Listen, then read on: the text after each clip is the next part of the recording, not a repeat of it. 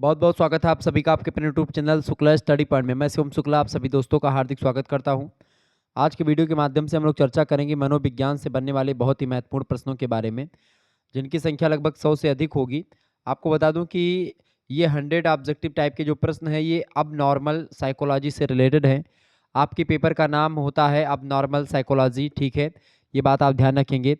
तो असामान्य मनोविज्ञान के बारे में हम लोग जानने का प्रयास करेंगे आज के वीडियो के माध्यम से। बीए के 4th सेमेस्टर में अगर आप होते हैं, मनोविज्ञान आपका सब्जेक्ट है, तो आपको यही पढ़ना पड़ता है। दीनदयाल उपाध्याय गोरखपुर विश्वविद्यालय का कल पेपर लगा हुआ है PSY 203 का। उसके लिए बहुत ही महत्वपूर्ण ये लेक्चर है, तो आप लोग जो है इसको अंत तक जरूर देखिएगा। आपको बता दूं, आप लोगों के लगातार कमेंट्स आ रहे थे कि सर जी PSY 203 का मॉडल पेपर दे दीजिए, तो मैंने सोचा बिल्कुल देना चाहिए। इसके अलावा कानपुर विश्वविद्यालय, महात्मा गांधी काशी विद्यापीठ, MJPRU और ऐसे कई विश्वविद्यालय जिनकी परीक्षा ऑब्जेक्टिव होती है, उन सभी के लिए बहुत ही महत्वपूर्ण होगा ये लेक्चर। तो आप इस वीडियो को अंत तक जरूर देखिएगा, इससे बाहर आपका कुछ नहीं आएगा। आइए जानने का प्रयास करते हैं कौन कौन से प्रश्न आपकी परीक्षा में पूछे जा सकते हैं अब की बार। पहला प्रश्न है, DSM का मीडिया स्वरूप क्या है? DSM का, अच्छा, DSM प्रकाशित किया गया था कब? तो 18 मई 2013 में DSM प्रकाशित किया गया था, ठीक है, ये बात आप ध्यान रखेंगे। तो DSM का मीडिया स्वरूप क्या है? तो DSM का मीडिया स्वरूप है प्रिंट, ई पुस्तक और हार्डवेयर और सॉफ्टवेयर, ये सभी। ऑप्शन नंबर इसका डी लगा देंगे, उपरोक्त तो सभी इसका राइट आंसर होगा। तो साइकोलॉजी यानी मनोविज्ञान BA 4th सेमेस्टर का मॉडल पेपर आप लोग देख रहे हैं 2024-25 की परीक्षाओं के लिए। अगला प्रश्न है, कोमर के अनुसार असामान्य व्यवहार का डी है, बताएं। डी नहीं है इनमें से, बताएं कौन सा।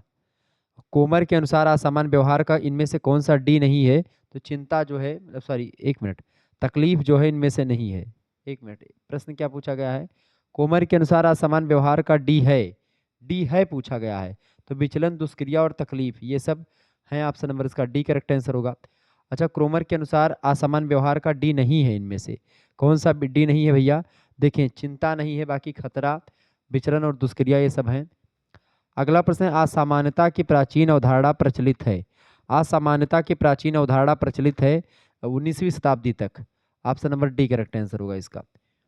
अगला प्रश्न आपकी स्क्रीन पर आ चुका है, असामान्यता की नवीन अवधारणा के अनुसार ब्राउन ने असामान्यता का कारण क्या बताया है? असामान्यता की नवीन अवधारणा के अनुसार ब्राउन ने असामान्यता का कारण बताया है व्यवहारिक, सैद्धांतिक और सांस्कृतिक, के तीनों कारण बताए हैं। ऑप्शन नंबर इसका डी करेक्ट आंसर होगा, उपयुक्त तो सभी। अगला प्रश्न है, निम्नलिखित में से या निम्नलिखित में मास्टर ग्रंथि कौन सी कही जाती है? तो पीयूष ग्रंथि को मास्टर ग्रंथि कहते हैं। ऑप्शन नंबर इसका ए करेक्ट आंसर होगा। अगला क्वेश्चन से, मुझे विश्वास नहीं होता कि कोई एक सामान्य व्यक्ति है या कहीं पर मिल सकता है। मुझे विश्वास नहीं होता कि कोई एक सामान्य व्यक्ति है और या मतलब व्यक्ति है या कहीं पर मिल सकता है। ये कथन बर्टेंड रसेल का है। Option number C correct answer होगा। DSM-5 का मुख्य बिंदु है, DSM-5 का मुख्य बिंदु है, इसके लेखांकन मतलब इसके लेखक अमेरिकन साइक्रेटिक एसोसिएशन है, बिल्कुल। इसकी भाषा अंग्रेजी है DSM-5 की, और इसको प्रकाशित करने वाला जो देश है वो संयुक्त राज्य अमेरिका है। ये तीनों बातें बिल्कुल राइट है DSM-5 के बारे में। ऑप्शन नंबर इसका डी करेक्ट आंसर होगा, इसका डी ऑप्शन राइट आंसर होगा। अगला प्रश्न, सामान्य और असामान्य व्यवहार में क्या अंतर है? सामान्य और असामान्य व्यवहार में अंतर होता है सूझ और पूर्ण व्यवहार का, सूझबूझ पूर्ण व्यवहार का, संतुलित सामाजिक समायोजन का और सामवेगिक परिपक्वता और नियंत्रण का। इन सभी का अंतर होता है सामान्य और असामान्य व्यवहार में। ऑप्शन नंबर इसका डी करेक्ट आंसर होगा, उपरोक्त तो सभी। आगे देखिएगा, अगला प्रश्न आपकी स्क्रीन पर आ चुका है, फटाफट से आप लोग देखेंगे। दुर्भीति का प्रकार है, बताइए दुर्भीति का क्या प्रकार है भैया? दुर्भीति के प्रकार की बात अगर करें तो दुर्भीति का क्या प्रकार है? दुर्भीति विशिष्ट दुर्भीति भी होती है, एगोरा दुर्भीति भी होती है, सामाजिक दुर्भीति भी होती है। तो ये सब दुर्भीति के ये सभी प्रकार हैं। ऑप्शन नंबर इसका डी करेक्ट आंसर होगा, उपयुक्त सभी।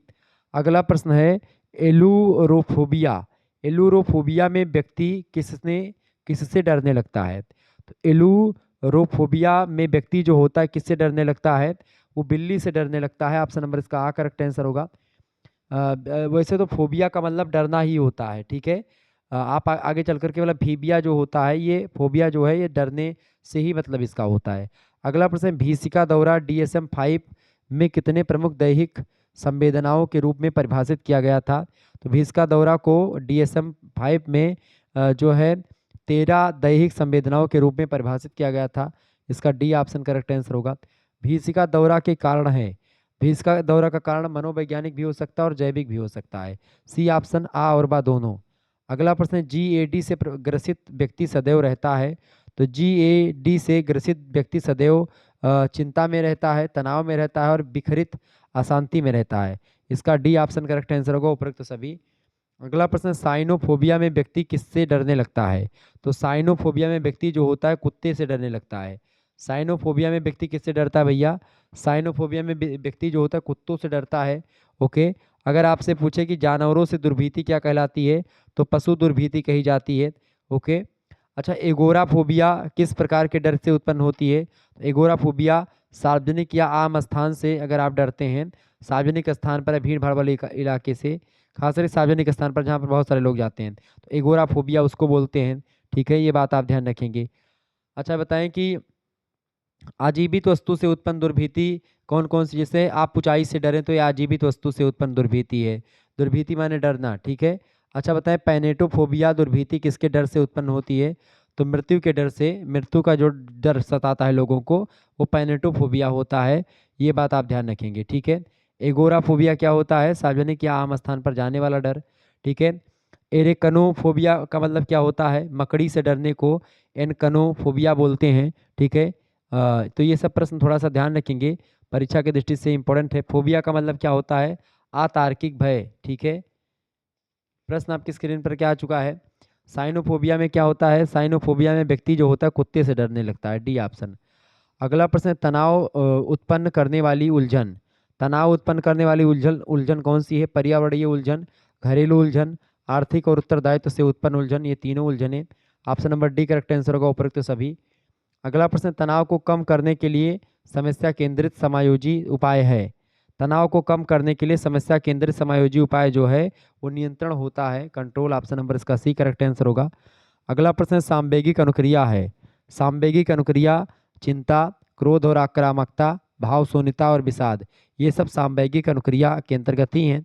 डी ऑप्शन उपरोक्त सभी इसका करेक्ट आंसर होगा। आगे देखेंगे, अगला प्रश्न, जीवन में तनाव उत्पन्न होता है। जीवन में तनाव उत्पन्न होता है प्रेरकों के संघर्ष से, तनावपूर्ण जीवन की घटनाओं से, कुंठा से, इन सभी से जीवन में तनाव उत्पन्न होता है।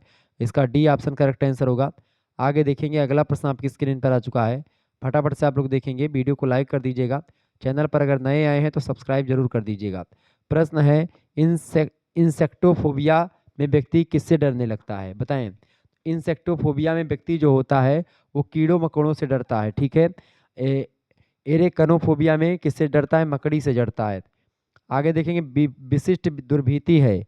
विशिष्ट दुर्भीति इनमें से कौन सी है, तो पशु दुर्भीति विशिष्ट दुर्भीति है। रक्त दुर्भीति यानी खून देख करके डरना भी विशिष्ट मतलब की दुर्भीति में आती है। आजीविक वस्तु से उत्पन्न दुर्भीति भी विशिष्ट दुर्भीति होती है। ठीक है, ये बात आप ध्यान रखेंगे। ऑप्शन नंबर इसका डी करेक्ट आंसर होगा। आजीवित वस्तु से उत्पन्न दुर्भीति में जैसे आंधी तूफान से आप डर जाएं, ऊंचाई से डर जाएं, अंधेरे से डर जाएं। ठीक है, तो ये सब, इसका डी ऑप्शन करेक्ट आंसर हो जाएगा। विशिष्ट दुर्भीति ये सभी हैं। अगला क्वेश्चन है, एगोफोबिया। एगोफोबिया का शाब्दिक अर्थ क्या होता है, भीड़ भाड़ या बाजार स्थान जो होता है जहाँ पर ज़्यादा भीड़ भाड़ होती है उससे डरने को एगोफोबिया कहते हैं। सी ऑप्शन करेक्ट आंसर होगा। तनाव को परिभाषित किया जा सकता है। तनाव को उद्दीपक के रूप में, अनुक्रिया के रूप में, उद्दीपक और अनुक्रिया दोनों के रूप में, इन सभी के रूप में परिभाषित कर सकते हैं, उपरोक्त सभी रूपों में। तो इसका डी ऑप्शन करेक्ट आंसर होगा। तनाव में व्यक्ति अनुक्रिया करता है।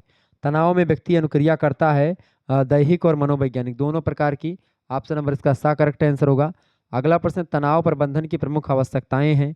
तनाव प्रबंधन की प्रमुख अवस्थाएं तीन होती हैं। अवस्थाएं कितनी, तीन अवस्थाएं होती हैं। अगला प्रश्न, GAC का कारण क्या है।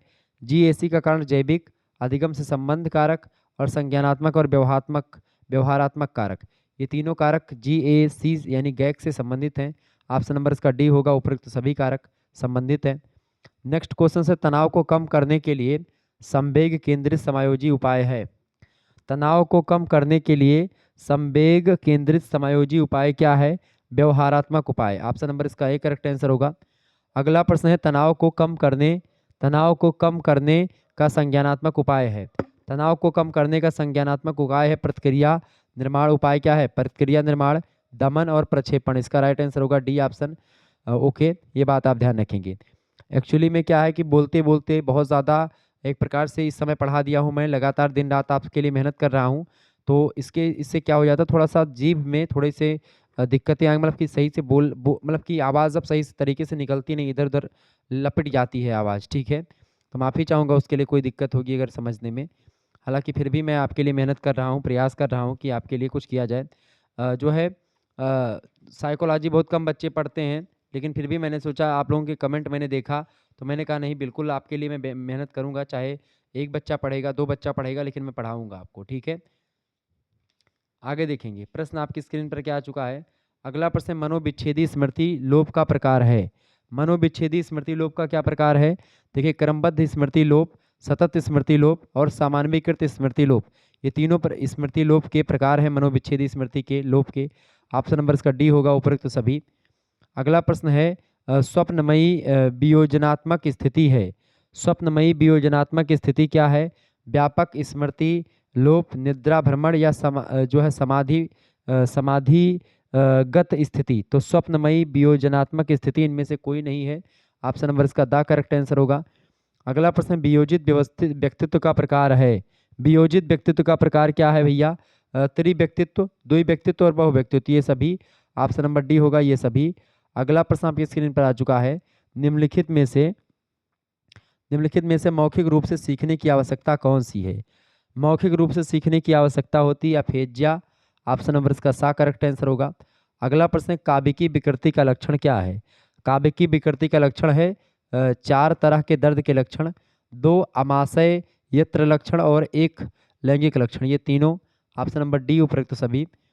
रूपांतर पद का सर्वप्रथम किसने प्रयोग किया था? रूपांतर पद का सर्वप्रथम प्रयोग किसने किया था? सिगमंड फ्रायड ने। ऑप्शन नंबर इसका ए करेक्ट आंसर होगा। अगला प्रश्न, मनोविच्छेदी पहचान विकृति के उपचार की विधि है। मनोविच्छेदी पहचान विकृति के उपचार की विधि बताइएगा कौन सी है भाई? तो संज्ञानात्मक चिकित्सा और मनोगतिकी चिकित्सा, ये दोनों। ऑप्शन नंबर इसका सा करेक्ट आंसर होगा। अगला प्रश्न, कायिकी विकृति में निम्न मतलब कितने प्रकार के लक्षण होते हैं? तो कायिकी विकृति में कितने प्रकार के लक्षण होते हैं? 8 प्रकार के लक्षण होते हैं, इसका डी ऑप्शन करेक्ट आंसर होगा। अगला प्रश्न, हिप्पोक्रेटस ने रूपांतर विकृति को किसका रोग कहा है? हिप्पोक्रेटस ने रूपांतर विकृति को किसका रोग कहा है? महिलाओं का। ऑप्शन नंबर इसका ए करेक्ट आंसर होगा। रूपांतर हिस्टीरिया की उत्पत्ति में महत्वपूर्ण भूमिका होती है। रूपांतर हिस्टीरिया में महत्वपूर्ण भूमिका किसकी होती है? सामाजिक कारकों की, सांस्कृतिक कारकों की, या फिर निम्न सामाजिक आर्थिक दोनों कारकों की? तो निम्न सामाजिक आर्थिक स्तर की, सामाजिक और सांस्कृतिक कारकों की, सभी की। ऑप्शन नंबर डी उपरोक्त सभी की। आगे देखेंगे, अगला प्रश्न आपकी स्क्रीन पर आ चुका है। प्रमुख विषादी यानी मेजर डिप्रेसिव लक्षण किसमें अधिक पाया जाता है? पुरुषों में या महिलाओं में? बताएं। तो सबसे ज़्यादा मतलब प्रमुख विषादी यानी मेजर जो है डिप्रेसिव लक्षण है, किसमें पाया जाता है? तो प्रमुख विषादी जो लक्षण होते हैं वो महिलाओं में पाए जाते हैं। महिलाएं ज़्यादा डिप्रेशन में चली जाती हैं, फ्रस्ट्रेट हो जाती हैं। बी ऑप्शन करेक्ट आंसर होगा। क्या पुरुष और महिला रोगियों में द्विध्रुवीय विषादी विकृति यानी बाइपोलर डिप्रेसिव डिसऑर्डर में सार्थक रूप से असमानता पाई जाती है? सार्थक रूप से असमानता इसमें नहीं पाई जाती है। बी ऑप्शन करेक्ट आंसर होगा। अगला प्रश्न, यदि रोगी में अत्यधिक उदासी और खिन्नता है तो उसे क्या कहेंगे? यदि रोगी में अत्यधिक उदासी और खिन्नता है तो उसको बोलेंगे तनाव, tension. Option number C correct answer होगा। अगला प्रश्न, विषाद के लक्षणों को मुख्यतः कितने वर्गों में विभक्त किया जा सकता है? तो विषाद के लक्षणों को मुख्यतः 4 वर्गों में विभाजित किया जा सकता है। बी ऑप्शन करेक्ट आंसर होगा। अगला प्रश्न है, डिस्थाइमिया के रुग्ण मनोदशा की कहा जाता है? बताएं। डिस्थाइमिया को रुग्ण मनोदशा भी कहा जाता है, ये बात बिल्कुल सही है। ऑप्शन नंबर इसका ए करेक्ट आंसर होगा, करेक्ट। अगला प्रश्न, एक व्यक्ति में विषादी घटना प्रायः प्रतिदिन 2 सप्ताह तक घटित हुई, इसे क्या कहा जाएगा? तो एक व्यक्ति में विषादी घटना प्रायः प्रतिदिन 2 सप्ताह तक घटित हुई, इसे क्या कहा जाएगा? इसको कहा जाएगा प्रमुख विषादी विकृति। ऑप्शन नंबर इसका सा करेक्ट आंसर होगा। अगला प्रश्न, विषाद का संज्ञानात्मक मॉडल किसने प्रस्तुत किया? तो विषाद का संज्ञानात्मक मॉडल किसने प्रस्तुत किया? बेक महोदय ने किया था, इसका डी ऑप्शन करेक्ट आंसर होगा। अगला क्वेश्चन आपकी स्क्रीन पर आ चुका है। MAO यानी मोनोएमाइन ऑक्सीडेज, मोनोएमाइन ऑक्सीडोज क्या है? बताइए, MAO क्या है भैया? ये आपका चिंता रोधक दवा है। ऑप्शन नंबर इसका बी करेक्ट आंसर होगा। एंटी एंजाइटी ड्रग है ये, MAO। अगला क्वेश्चन है ट्राईसाइक्लिक्स दवाएं मोनोएमाइन दवाओं से कम हानिकारक है। बताएं, ट्राई साइक्लिक्स दवाएं जो हैं मोनोएमाइन दवाओं से कम हानिकारक हैं। ये बात बिल्कुल सही है, ठीक है, ये ऑप्शन इसका करेक्ट आंसर होगा। अगला प्रश्न, द्वितीय पीढ़ी की विषाद विरोधी औषधियां या औषधियों का नगण्य नकारात्मक प्रभाव होता है। बताएं, द्वितीय पीढ़ी की विषाद विरोधी औषधियों का नगण्य नकारात्मक प्रभाव होता है। बिल्कुल सही है, बहुत कम एक प्रकार से इसका औषधियों का एक प्रकार से प्रभाव निगेटिव होता है। विद्युत आपेक्षीय चिकित्सा जिसको आप ECT बोलते हैं, उसका प्रयोग कब, मतलब कि कब प्रयोग में लाई जाती है, तो गंभीर विषाद में प्रयोग में लाई जाती है। बी ऑप्शन इसका करेक्ट आंसर होगा।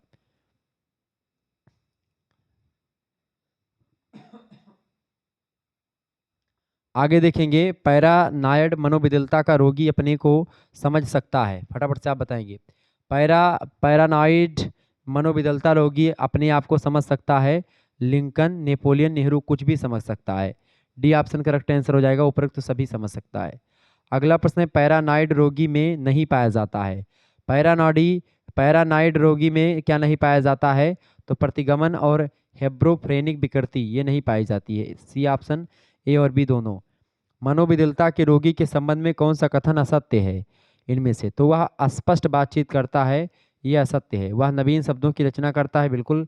वह तुकबंदी करता है, वह अप्रत्यक्ष बातचीत करता है, ये सब सत्य है। बाकी वह अस्पष्ट बातचीत करता है, ये असत्य है। अगला प्रश्न है, कैटटॉनिक मनोविकलता का प्रकार है। कैटटॉनिक मनोविकलता का प्रकार जड़ता और अचेत स्थिति, उत्तेजित अवस्था, ये सब ऑप्शन नंबर सी होगा, ये दोनों। अगला प्रश्न मनोविकलता का लक्षण है। मनोविकलता का क्या लक्षण है भाई, मनोविकलता का लक्षण इनमें से क्या है, देखिए, प्रत्यक्षीकरण का टूटना, चिंतन प्रक्रिया का विघटन, सांवेगात्मक विकृति और विपलव की अनुभूति, ये तीनों लक्षण हैं मनोविकलता के। ऑप्शन नंबर इसका डी करेक्ट आंसर होगा, उपरोक्त सभी। अगला क्वेश्चन से, मनोविकलता का प्रकार इनमें से कौन नहीं है। मनोविकलता का प्रकार जो है वो धनात्मक मनोविकलता नहीं है, ठीक है। अवशिष्ट मनोविकलता, व्योमोही मनोविकलता और मिश्रित मनोविकलता, ये सब मनोविकलता के प्रकार हैं। धनात्मक मनोविकलता जैसी कोई विकलता नहीं होती, तो इसका बा ऑप्शन करेक्ट आंसर होगा। अगला प्रश्न, मनोविकलता की नैदानिक बीमा है। मनोविकलता की नैदानिक बीमा, फटाफट से आप बताएंगे। मनोविकलता की नैदानिक बीमा जो होती है, तीक्ष्ण चिरकालिक बीमा, धनात्मक ऋणात्मक लक्षण बीमा, व्यामोही या अवमोही बीमा, ये तीनों मनोविकलता की नैदानिक बीमा है। ऑप्शन नंबर इसका डी करेक्ट आंसर होगा, उपरोक्त सभी। अगला प्रश्न, मनोविकलता के रोगी में वाणी संबंधी विकृति होती है। बताएं, मनोविकलता के रोगी में वाणी संबंधी विकृति होती है, अस्पष्ट बातचीत, नवीन शब्दों की रचना करना और तुक मिलाना, ये सब मनोविकलता के रोगी में वाणी संबंधी विकृतियां होती हैं। डी ऑप्शन उपरोक्त सभी विकृतियां। अगला प्रश्न है, पैरानॉइड मनोविकलता का लक्षण क्या होता है। पैरानॉइड मनोविकलता का लक्षण होता है ईर्ष्या का व्यामोह, दंडात्मक व्यामोह और बड़प्पन का व्यामोह, ये तीनों। ऑप्शन नंबर इसका डी राइट आंसर होगा। आगे देखेंगे, डिमेंशिया प्रीकोक्स निम्नलिखित में से किस मनोरोगों को पुकारते हैं। तो डिमेंशिया प्रोकोक्स जो है वो किसको पुकारते हैं, फटाफट से आप लोग बताने का प्रयास करेंगे। इसका राइट आंसर क्या हो जाएगा, बिल्कुल बी ऑप्शन, मनोविकलता, उसको क्या कहते हैं, मनोविकलता। आगे देखेंगे, अगला प्रश्न आपके स्क्रीन पर आ चुका है। चलें, इंपॉर्टेंट क्वेश्चन है आपकी परीक्षा के लिए, ऐसे प्रश्न परीक्षा में आएंगे, ध्यान रखेंगे। प्रश्न है, DSM चतुर्थ के अनुसार अधिगम विकृति होती है। DSM चतुर्थ के अनुसार अधिगम विकृति होती है पठन विकृति, गणितीय विकृति, लेखन अभिव्यक्ति विकृति। इसका राइट आंसर हो जाएगा डी, ये सभी विकृतियाँ DSM चतुर्थ के अनुसार अधिगम विकृति हैं। डी ऑप्शन उपरोक्त सभी। अगला प्रश्न, गणित विकृति में बच्चों की समस्या होती है। गणित विकृति में बच्चों की समस्या जो होती है, कूट संकेत करने में कठिनाई, प्रत्यक्ष ज्ञानात्मक कौशल से संबंध समस्या, ध्यान कौशल की समस्या, ये तीनों जो है गणित विकृति में बच्चों की समस्या होती हैं। इसका डी ऑप्शन उपरोक्त सभी करेक्ट आंसर होगा। अगला प्रश्न, पढ़ने की अक्षमता का प्रकार है। पढ़ने की अक्षमता का क्या प्रकार है, देखें, ध्यानात्मक घाटा, प्रसंस्करण गति और डिसलेक्सिया, ये पढ़ने की अक्षमता के प्रकार हैं, ये तीनों। ऑप्शन नंबर डी होगा, उपरोक्त सभी। अगला प्रश्न, लेखन संबंधी अधिगम विकलांगता है। लेखन संबंधी बताएं, लेखन संबंधी अधिगम विकलांगता तो उसको बोलते हैं डिस्ग्राफिया। अगला प्रश्न है, गणितीय विकलांगता है। गणितीय विकलांगता को बोलते हैं डिस्के कुलिया। ऑप्शन नंबर सा करेक्ट आंसर होगा। सबसे आम पढ़ने का भी जो है विकार क्या है? सबसे आम पढ़ने का विकार जो है वो आपका डिक्लेक्सिया है। Option number A correct answer होगा। अगला प्रश्न है, पठन संबंधी असमर्थता कहलाती है।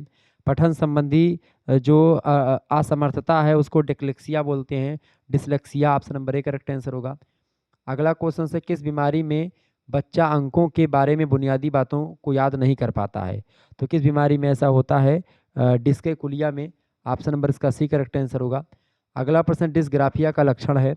डिस्ग्राफिया का लक्षण होता है वर्तनीय अशुद्धि, अक्षरों को टेढ़े मेढ़े बनाना और पेन को अजीब ढंग से पकड़ना। ये डिस्ग्राफिया का लक्षण है। ऑप्शन नंबर डी लगा देंगे उपरोक्त सभी। अगला प्रश्न है, अधिगम असमर्थता में बच्चे किस क्षेत्र में असमर्थ दिखते हैं? बताएं, अधिगम असमर्थता में बच्चे जो होते हैं वो किस क्षेत्र में असमर्थ दिखते हैं? अधिगम में, समन्वय में और संचार में, तीनों में। Option number D correct answer होगा उपरोक्त सभी में। अधिगम असमर्थता में शामिल विकृति है। अधिगम असमर्थता में शामिल विकृति कौन सी है? तो उसमें संचार विकृति, अधिगम विकृति और पेशीय कौशल विकृति, ये सब शामिल हैं। Option number D correct answer होगा उपरोक्त सभी, राइट आंसर होगा इसका।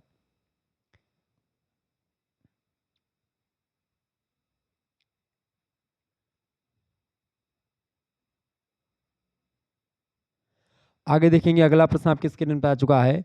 डीएमएस चतुर्थ में द्रव्य संबंध विकृति का वर्णन करने के लिए कितने पदों का उपयोग किया गया है? बताइएगा। बहुत ही बढ़िया प्रश्न परीक्षा की दृष्टि से आ चुका है। इसका राइट आंसर हो जाएगा ऑप्शन 2। ठीक है, तो डीएमएस में मतलब चतुर्थ में द्रव्य संबंध विकृति का वर्णन करने के लिए 2 पदों का उपयोग किया गया है। आगे देखेंगे, अगला प्रश्न मादक पदार्थ है। मादक पदार्थ क्या है? मादक पदार्थ शराब, marijuana और निकोटीन, ये सब हैं। Option number D correct answer होगा। अगला प्रश्न है, द्रव्य दुरुपयोग की पहचान हेतु यह जरूरी होता है कि व्यक्ति सतत औषधि लेने के कारण से 1 वर्ष के भीतर ही समस्या से ग्रसित हो सकता है। जवाबदेहियों को पूरा करने में असफल रहना। दूसरा, महादेशी की अवस्था मतलब कि मदहोशी की अवस्था में व्यक्ति को अपने आप को दैहिक खतरा से अनावृत करना और व्यक्ति परिवार से झगड़ा करता हो, तो ऐसी स्थिति में ये सब होता है। डी ऑप्शन करेक्ट आंसर होगा। अगला प्रश्न, marijuana को कहा जाता है। marijuana को क्या कहते हैं? marijuana को गांजा कहते हैं। Option number C correct answer होगा। अगला प्रश्न, यदि किसी व्यक्ति द्वारा लंबे समय तक द्रव्य दुरुपयोग चलता रहता है तो वह स्थिति क्या कहलाती है? तो यदि किसी व्यक्ति के द्वारा लंबे समय तक द्रव्य उपयोग या दुरुपयोग द्रव्य का चलता रहता है तो उसको क्या बोलते हैं? द्रव्य निर्भरता बोलते हैं। डी ऑप्शन करेक्ट आंसर होगा। अगला प्रश्न है, सेडेटिव को किस औषधि के रूप में देखा जाता है या जाना जाता है? तो सेडेटिव को किस जो है औषधि के रूप में जाना जाता है? चिड़चिड़ापन कम करने के लिए, दर्द दूर करने के लिए रूप में और शांति प्रदान करने वाली औषधि के रूप में। ये तीनों करेक्ट आंसर हो जाएगा, ये सभी डी ऑप्शन। आगे देखेंगे, अगला प्रश्न है, किसी द्रव्य की वह मात्रा जो स्वास्थ्य एवं समायोजन को बाधित करती है उसे क्या कहते हैं? तो बताएं, किसी द्रव्य की वह मात्रा जो स्वास्थ्य एवं समायोजन को बाधित करती है उसे कहा जाता है व्यसन। ऑप्शन नंबर इसका बा करेक्ट आंसर होगा। अगला प्रश्न है, किसी द्रव्य का इस तरह उपयोग करना कि व्यक्ति में हासात्मक परिवर्तन हो जाए, ह्रासात्मक परिवर्तन हो जाए, कहा जाता है, तो उसको कहते हैं निर्भरता। सा ऑप्शन करेक्ट आंसर होगा। आगे देखेंगे सभी लोग, प्रश्न है प्रत्याहार यानी कि विड्रॉल लक्षण द्रव्यों में उपयोग के कारण उत्पन्न होता है। प्रत्याहार लक्षण द्रव्यों के उपयोग के कारण उत्पन्न होता है। द्रव्य माने कि मादक द्रव्य व्यसन से या फिर मद्यपान से या फिर जो है मादक द्रव्य के सेवन से। ये बिल्कुल सही है, प्रत्याहार जो होता है वो लक्षण द्रव्यों के उपयोग से उत्पन्न होता है। इसका ए बिल्कुल सही यानी सही है। अगला प्रश्न है, मद्यपानता में मनोवैज्ञानिक कारकों की अपेक्षा आनुवांशिक कारक अधिक महत्वपूर्ण है। बिल्कुल इसका ये सही है। सफलता की प्रत्याशा और मद्यपानता में संबंध है। सफलता की प्रत्याशा और मद्यपानता में संबंध नहीं है, ये गलत है। आगे देखेंगे, अगला प्रश्न आपकी स्क्रीन पर आ चुका है। वह कौन सा द्रव्य है जिसके देने से शराब की आदत छूट सकती है? तो कौन सा ऐसा द्रव्य है इनमें से जिसको देंगे तो शराब छूट सकती है? तो नाल टेक्राजोन अगर दें तो शराब छूट सकती है धीरे धीरे। इसका ये ऑप्शन करेक्ट आंसर होगा। बेरुचि अनुबंधन एल्कोहल की आदत छुड़ाने में काफ़ी सफल है। बेरुचि अनुबंधन एल्कोहल की आदत छुड़ाने में काफ़ी सफल है। बिल्कुल ये सही बात है। ठीक है, ए ऑप्शन। अगला प्रश्न, निकोटीन फाहा निकोटीन पैच निकोटीन का उपयोग कम करता है, बताएं। निकोटीन पैच निकोटीन का उपयोग कम करता है, ये बात बिल्कुल गलत है। ऑप्शन नंबर बा करेक्ट आंसर होगा। निकोटीन फाहा, सॉरी, अगला प्रश्न, एलएसडी का पूरा नाम क्या है? एलएसडी का पूरा नाम क्या है? इसका पूरा नाम है जो है लिकर्जिक एसिड डाइथिलाइम, ठीक है। ऑप्शन नंबर इसका ए करेक्ट आंसर होगा। अगला प्रश्न, ध्यान एवं अतिसक्रियता विकार है। ध्यान एवं अतिसक्रियता ये विकार है कैसा? ये बच्चों को बच्चों को होने वाला विकार है, बच्चों को होने वाला। ए ऑप्शन करेक्ट आंसर होगा इसका। अगला प्रश्न, ध्यान अभाव एवं अतिसक्रियता विकार के प्रतिवर्ष कितने मामले भारत में आते हैं? ध्यान अभाव और अतिसक्रियता विकार के प्रतिवर्ष कितने मामले भारत में आते हैं? तो 1 करोड़ से अधिक। ऑप्शन नंबर इसका डी करेक्ट आंसर होगा। अगला प्रश्न है जो है ADHD, बताएं। ADHD का क्या कारण है? इसका कारण है दिमाग में परिवर्तन, आनुवंशिकता और गर्भावस्था के दौरान खराब पोषण। बिल्कुल डी ऑप्शन इसका राइट आंसर होगा, ये सभी। अगला प्रश्न है ADHD विकार का कब प्रारंभ हुआ? तो ADHD विकार का प्रारंभ जो हुआ है ये बचपन में हुआ है, ए ऑप्शन। मस्तिष्क विकार है, मस्तिष्क विकार अवधान न्यूनता होती है, ए ऑप्शन राइट आंसर होगा। आगे देखेंगे, अगला प्रश्न आपकी स्क्रीन पर आ चुका है, बहुत ही महत्वपूर्ण प्रश्न है परीक्षा की दृष्टि से आपके। विषादी प्रतिक्रिया में विषाद की सबसे गंभीर मात्रा जिस अवस्था में होती है उस अवस्था को क्या कहते हैं? उस अवस्था को विषादी स्टूपर बोलते हैं। ऑप्शन नंबर इसका सा करेक्ट आंसर होगा। आगे देखिएगा, अगला प्रश्न आपकी स्क्रीन पर आ चुका है। प्रश्न है, मनोशारीरिक विकृति एक ऐसी विकृति है जिसमें रोगी उन अंगों द्वारा मानसिक संघर्ष को लक्षणों के रूप में व्यक्त करता है जो। तो मनोवैज्ञानिक मनोशारीरिक विकृति यानी कि साइकोलॉजिकलिक या साइकोलॉजिक डिसऑर्डर एक ऐसी विकृति जिसमें रोगी उन अंगों द्वारा मानसिक संघर्ष को लक्षण के रूप में व्यक्त करता है जो केंद्रीय तंत्रिका तंत्र के नियंत्रण में होता है, और परिधीय तंत्रिका तंत्र के नियंत्रण में होता है, और कायिक तंत्रिका तंत्र के नियंत्रण में होते हैं। ये तीनों या फिर इनमें से भी तंत्रिका तंत्र के जो है नियंत्रण में नहीं होते हैं। तो इसका करेक्ट आंसर क्या हो जाएगा? इनमें से किसी भी तंत्रिका तंत्र के नियंत्रण में नहीं होते हैं मनोशारीरिक विकृति। ऑप्शन नंबर इसका द करेक्ट आंसर होगा। अगला प्रश्न है, बुलिमिया एक ऐसा विकृति है जिसमें रोगी को। तो बुलिमिया एक ऐसा विकृति जिसमें रोगी को क्या होता है? भूख अधिक लगती है। इसका सा ऑप्शन करेक्ट आंसर होगा। अल्गोफीबिया क्या है? अल्गोफीबिया जो होता है ये दर्द से अयथार्थ डर जो होता है उसी को बोलते हैं अल्गोफीबिया। अगला प्रश्न है, मानसिक विकृति एक ऐसी विकृति को कहा जाता है जिसमें, बताएं, जिसमें क्या होता है? सभी तरह के असमान व्यवहार के लक्षण पाए जाते हैं। इसका द ऑप्शन करेक्ट आंसर होगा। आगे देखेंगे, निम्नांकित में से किसे असामान्य व्यवहार की विशेषताओं की श्रेणी में शामिल नहीं किया जाता है? मानसिक असंतुलन को या नहीं शामिल करते हैं। देखिए कि नहीं, मानसिक असंतुलन को शामिल करते हैं असामान्य व्यवहार में। संवेगात्मक अपरिपक्वता और सूझपूर्ण व्यवहार की कमी, ये सब असामान्य व्यवहार हैं, जबकि याददाश्त की कमजोरी ये नहीं है। डी ऑप्शन इसका राइट आंसर होगा। अगला प्रश्न है, स्वस्थ व्यक्ति की विशेषताएं हैं। स्वस्थ व्यक्ति की विशेषताएं हैं, फटाफट से आप लोग बताने का प्रयास करेंगे। करेक्ट आंसर इसका क्या हो जाएगा? स्वस्थ व्यक्ति की क्या विशेषताएं भैया?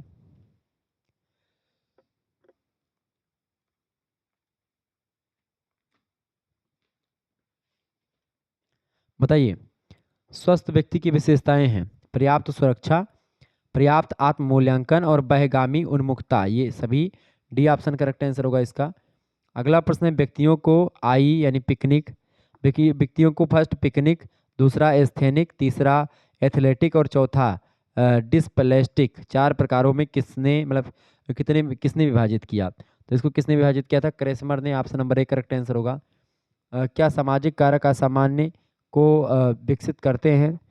क्या सामाजिक कारक असामान्य को विकसित करते हैं, असामान्य मनोविज्ञान को? बिल्कुल हाँ करते हैं, ए ऑप्शन। अगला प्रश्न है, अंतर्मुखी और बहिर्मुखी व्यक्तित्व के प्रकार के व्यक्ति किसने बतलाए थे? तो युंग ने बताए थे, Carl Jung. Option number B correct answer होगा। असामान्य व्यवहार के मनोवैज्ञानिक कारणों में कौन सा नहीं है? बताएं। तो असामान्य व्यवहार के मनोवैज्ञानिक कारणों में शामिल क्या नहीं? ग्रंथियां नहीं शामिल हैं, बाकी और सारी चीज़ें शामिल हैं। अगला प्रश्न, व्यक्तित्व के महत्वपूर्ण निर्धारक हैं। व्यक्तित्व के महत्वपूर्ण निर्धारक कौन से हैं? उत्तम शारीरिक स्वास्थ्य, आत्म स्वीकृति और आत्मबोध, ये तीनों। ऑप्शन नंबर डी होगा उपरोक्त सभी। अगला प्रश्न है, कोमर ने असामान्य व्यवहार के कितने डी बताए हैं? तो कोमर ने असामान्य व्यवहार के कितने डी बताए हैं? 4 डी के बारे में बताया उन्होंने। सी ऑप्शन राइट आंसर होगा। अगला प्रश्न है, असामान्य व्यवहार असामान्य मनोविज्ञान की कसौटी है। असामान्य मनोविज्ञान की कसौटी है सांख्यिकीय बारंबारता की कसौटी, मानक अतिक्रमण की कसौटी और व्यक्तिगत व्यथा की कसौटी। ये तीनों करेक्ट आंसर होगा उपरोक्त तो सभी, डी ऑप्शन। आगे देखेंगे, अगला क्वेश्चन आपकी स्क्रीन पर आ चुका है। फटाफट से आप लोग देखने का प्रयास करेंगे। वीडियो को लाइक कर दीजिएगा, चैनल पर नए हैं तो सब्सक्राइब कर दीजिएगा। प्रश्न, किसी कसौटी के अनुसार वे सभी व्यवहार असामान्य होते हैं जो सांख्यिकीय औसत से विचलित होते हैं। यह कथन किसका है? यह कथन सांख्यिकीय बारंबारता की कसौटी है। इसका मतलब ऑप्शन नंबर इसका ए करेक्ट आंसर होगा। तो इस तरीके से आप लोगों ने बहुत सारे इंपॉर्टेंट प्रश्नों को समझ लिया जो कि आपकी परीक्षा के लिए बहुत ही ज़्यादा महत्वपूर्ण थे। ऐसे ही प्रश्न आपकी परीक्षा में आते रहते हैं, तो आप इन प्रश्नों को तैयार कर लीजिएगा। आपके लिए बहुत ही हेल्पफुल होगा आपकी परीक्षा के लिए। हर एक यूनिवर्सिटी में ऐसे ही प्रश्न आएंगे, तो आप इस वीडियो को अंत तक जरूर देखें। धन्यवाद, बहुत बहुत धन्यवाद आप सभी का वीडियो को लाइक करने के लिए। ठीक है, चलिए, और बाकी सब्जेक्ट की क्लास भी आपको मिलती रहेगी, तो आप चैनल को सब्सक्राइब कर लीजिएगा। ठीक है, ताकि नोटिफिकेशन आपको मिलती रहे लगातार समय समय पर। धन्यवाद।